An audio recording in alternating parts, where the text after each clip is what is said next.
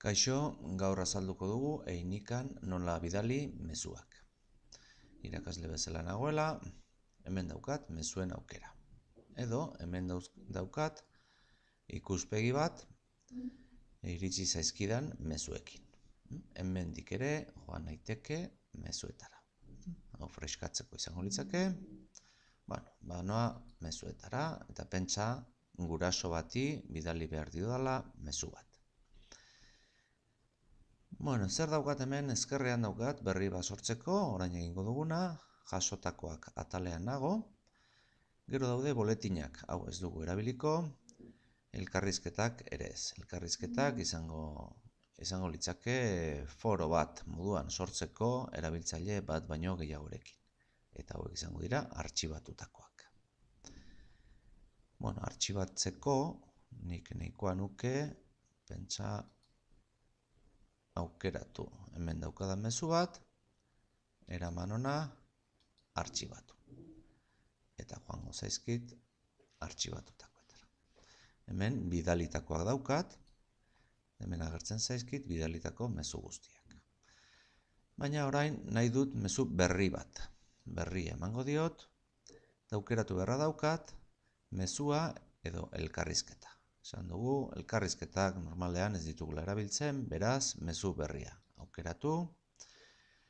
Eta hemen daukat kategoria. Boletina edo mezua. Baina esan dugu, mezua bidali nahi dugula.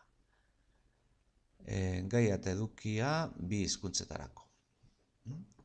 Orduan, hemen bi hizkuntzetan mezu bat izango litzake. Hartzaileek mezu hau erantzun dezakete. Ere, aukeratuta daukat. Lehenengo aukeratu behar dut hartzailea. Hau importantea da.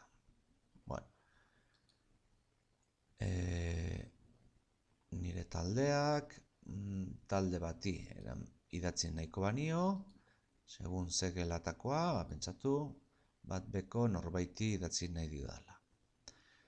Kontuz hemen berdez agertzen zaigu. Ikaslea familia. Gure ikasleei einikaren bidez etzaie mezurik bidaltzen. Beraz, familiari izan beharko luke. Pentsatu, ikasle honen familiari bidali nahi diodala. Orduan, klik egin hemen, agertzen zait, aukeratuta, hartzailea. Hartzailea. Listo, aukeratu dut, onartu. Orain gaia idatziko nuke. Elkarrizketa, eta hemen idatziko nioke. Nahi dudan mezua. Kaixo, Hau da, nahi izango banu, erantzi fitxategi bat, informe bat, edo horrelako zerbait. Nahikoa nuke, orain, idatzi ondoren, bidaltzea. Kasu honetan, ez estatuko dut. Eta, lehen egin dugun bezala, hemen egin ezake, artxibatu. Gogoratu, guri mezu bat iristen zaigunean, edo gurasoei mezu bat iristen zaienean.